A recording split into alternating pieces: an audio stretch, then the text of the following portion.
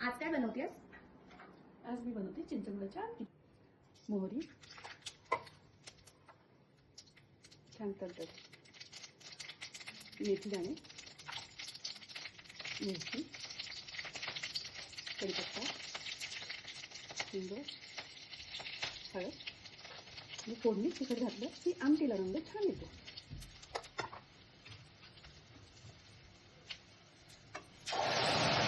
दीड पेला पाणी घालते, म्हणजे ह्याची जी डाळ आहे ती वाया जाणार नाही. आता याला छान उकळी आली की चिंच, गूळ आणि गोडा मसाला घालायचा. उकळी आलेली आहे. आता चिंच, गूळ, गोडा मसाला. आता ओलं खोबरं. ओल्या खोबऱ्यानेच या आमटीला खरी मजा आहे. माझी आवडती भरपूर कोथिंबीर.